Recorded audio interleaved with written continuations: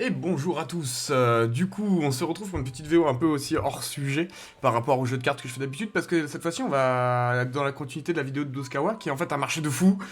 J'ai fait 1600 vues en 2 semaines, ce qui est genre hallucinant, parce que je pensais être une petite vidéo hommage parmi des milliards d'autres, et être vu par 70 personnes, genre, et ça aurait été très bien, parce que moi je me pensais que j'allais être un petit gars qui parle de ça pour les mecs sur la chaîne, quoi. Et au final, il y a 1 milliard de gens qui sont venus. Et du coup, maintenant, je me retrouve un peu dans l'obligation de parler de ça. Alors déjà, bon, merci à tous ceux qui se sont abonnés, tous ceux qui ont regardé la vidéo, ça me fait plaisir parce que je pensais vraiment être une goutte d'eau. Et en fait, il se trouve que je suis un des seuls à avoir fait une vidéo hommage sur YouTube pour l'instant, de ce qu'on m'a dit. Je vous avoue, j'ai pas vérifié. Alors d'une part, je suis content que la vidéo marche.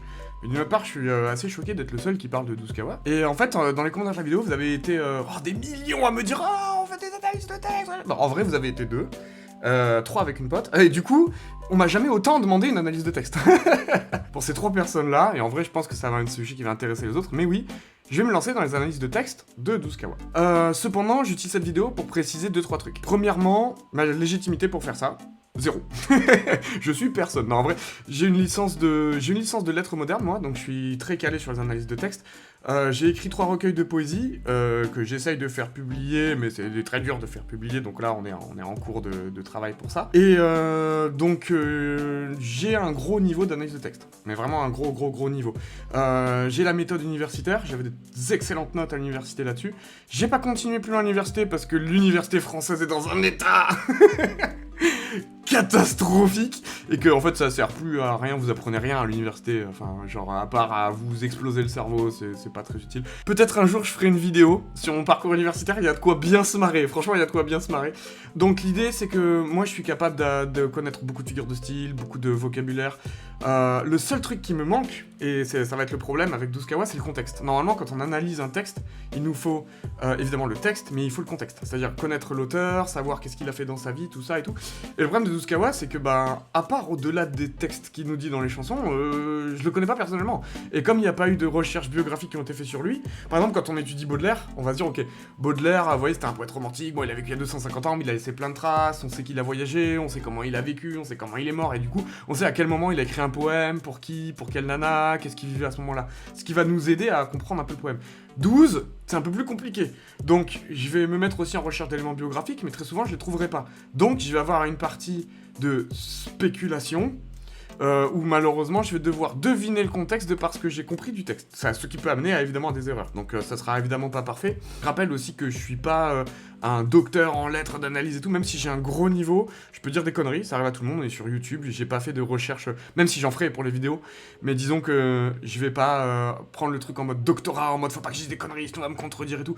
Si je dis des maladresses, il y en a qui se feront un plaisir de me corriger dans les commentaires évidemment. L'autre sujet que je voulais aborder avec vous, c'est un sujet un peu plus compliqué, qui est la méthode de l'analyse. Alors là, tous ceux qui ont eu un bac, ils vont dire «Oh, on s'en bat les couilles de ta méthode, fais-nous le truc, on en a rien à foutre». Non, c'est pas ce que je veux dire. Vous inquiétez pas, la méthode, ce sera la méthode universitaire, c'est-à-dire vraiment avec l'introduction, les parties, les machins, les trucs. Mais ça, je m'en occupe. De toute façon, je vais faire en sorte que ce soit le plus invisible possible, ne vous inquiétez pas là-dessus, je gère.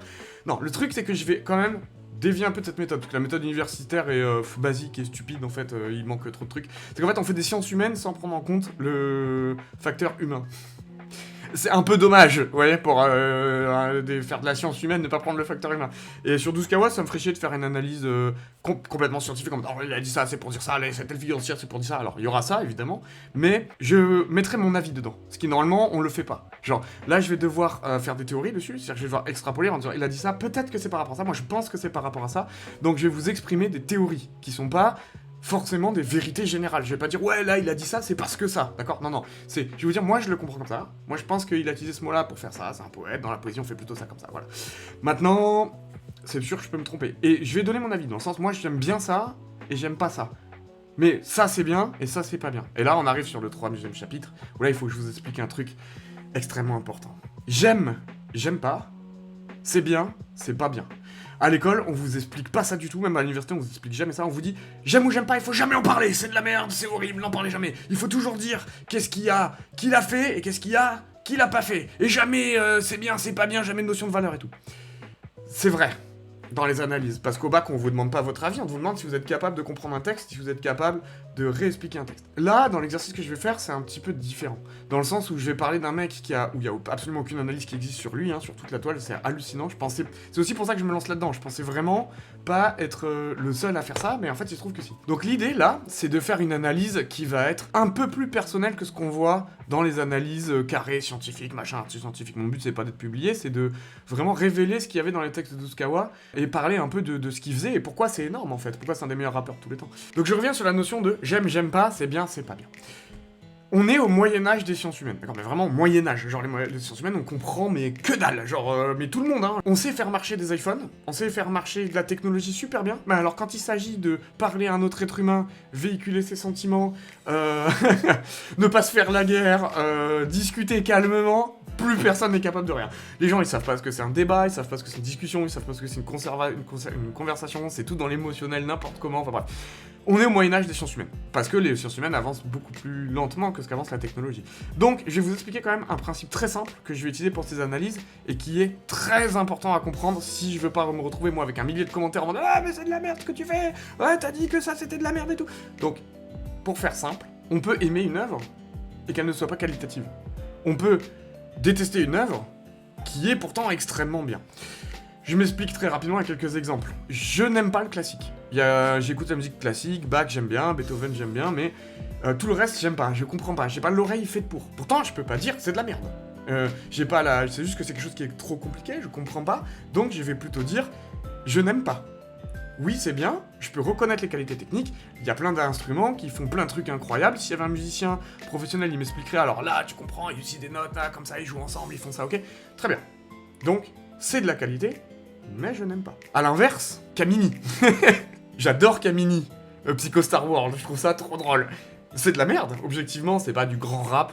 Bon, on est d'accord, hein, c'est rigolo, ça rime un peu. Pourquoi pas à l'époque, ça a créé un truc, mais c'est pas du grand rap, c'est pas du grand texte, c'est pas. Donc, niveau qualité, on n'est pas sur quelque chose qui est incroyable. Mais moi, j'adore.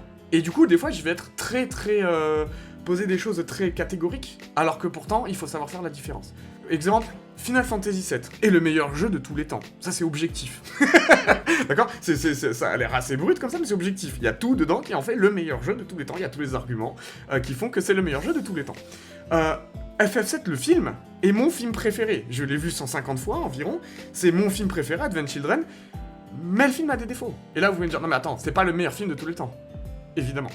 Mais c'est mon film préféré. Donc, avec Douskawa, faut savoir que c'est un de mes rappeurs préférés, et c'est un des mecs qui a un talent de fou. Mais il faudra dire des fois que ça, c'est des choses que j'aime, et ça, c'est des choses qui sont objectivement bien.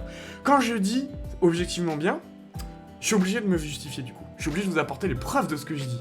Donc évidemment, dès qu'il y aura quelque chose d'objectif, en disant ça c'est bien parce que, il y aura la preuve. Et là, on peut en débattre. Peut-être que je peux me tromper, peut-être que ma preuve est pas bonne, ça met pas fin au débat, c'est pas c'est comme ça, vous avez pas le droit de dire quoi que ce soit. C'est objectif, j'essaye d'être le plus objectif possible, je peux me tromper, je peux mal interpréter et tout.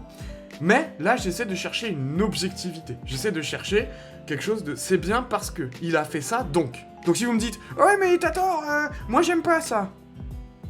T'es hors débat, mon gars. D'accord? On parle pas de si t'aimes ou t'aimes pas.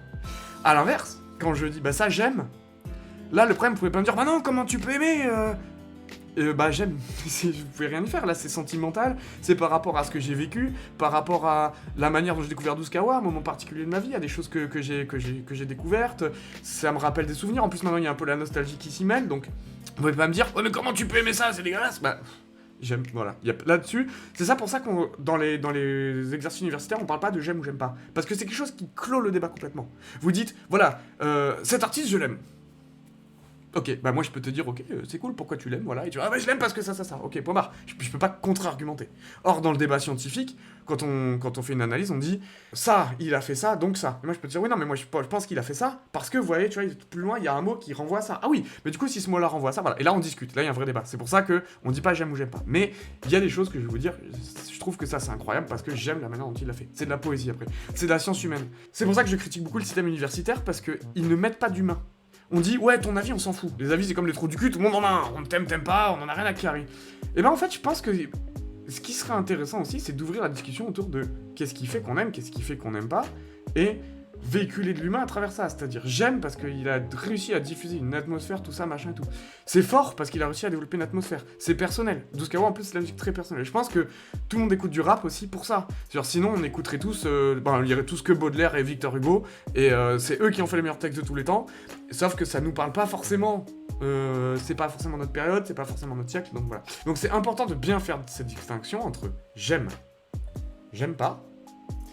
C'est objectivement bien, donc bien avec des guillemets, mais il a fait ça qui est objectivement techniquement correct, et ça où il aurait pu faire mieux, en arrangeant comme ça et tout, d'accord? Donc va y avoir ces 4 catégories, et dans chaque catégorie on peut discuter, mais s'il vous plaît, ne vous trompez pas de catégorie. Genre, s'il y a un truc que j'ai dit que c'est du ressenti personnel, parlez de ressenti personnel. Si c'est un truc, c'est objectif, j'essaie d'amener une preuve, en mode il a fait ça, parlez-moi de preuve, dites-moi oui, mais moi j'ai le contre-argument, j'ai la preuve, j'ai vu ça, plutôt ça, qui fait référence à tel texte. Et là on discute. Je serai jamais fermé à la discussion, par contre, je suis pas pour dire ouais, mais tout le monde a un avis, tu comprends, faut respecter l'avis de tout le monde.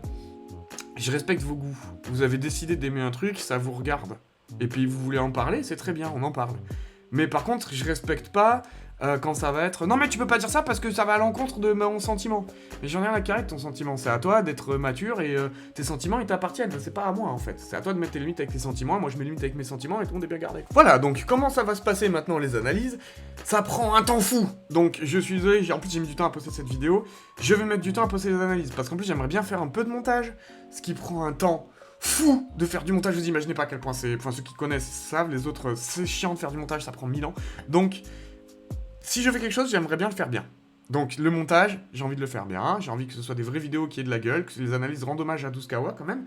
Donc je vais faire les choses comme il faut, mais ça prend du temps. Donc je suis désolé si les vidéos sortiront pas tout de suite, parce qu'il faut que je fasse l'analyse, il faut que je dise pas de conneries, il faut que j'aille vérifier toutes mes sources, il faut que je relève tout le vocabulaire, il faut que je vérifie que ça colle à 2-3 musiques, enfin je réécoute sûrement du 12kawa pour mon plus grand plaisir, mais ça va prendre du temps. Donc j'aimerais vous présenter un truc de qualité.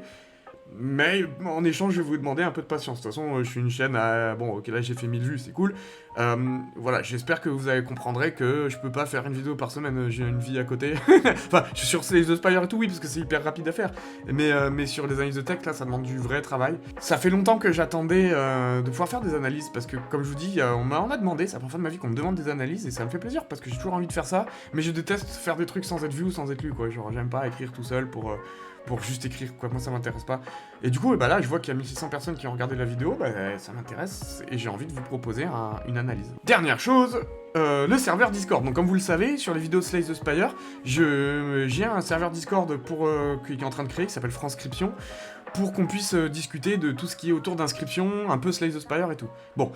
Vu que vous m'avez tous demandé, ouais, il y a un endroit où on peut parler de poésie, que vous m'avez contacté sur Discord, moi j'aimerais bien parler de poésie, que vous avez rejoint le Discord et que maintenant c'est plutôt un Discord de poètes que de joueurs de cartes, je vais peut-être adapter ce Discord pour en faire effectivement un endroit, il y aura un endroit poésie, donc ce sera un Discord sur les cartes, donc inscription et Slay the Spire, et sur la poésie. Bah ouais, bah on va faire comme ça, et la chaîne c'est pareil. Je vais faire des analyses de texte, on restera sur les cartes, hein, donc vous inquiétez pas tous ceux qui me regardent pour les cartes, on reste sur Slay the Spire. Je parle à 5 personnes qui regardent mes vidéos.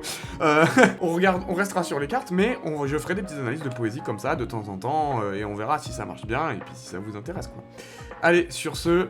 À la prochaine, et on se retrouve rapidement pour une vidéo Slay the Spire, pour le let's play d'inscription, et pour une petite analyse, Inch'Allah, avant la fin du mois.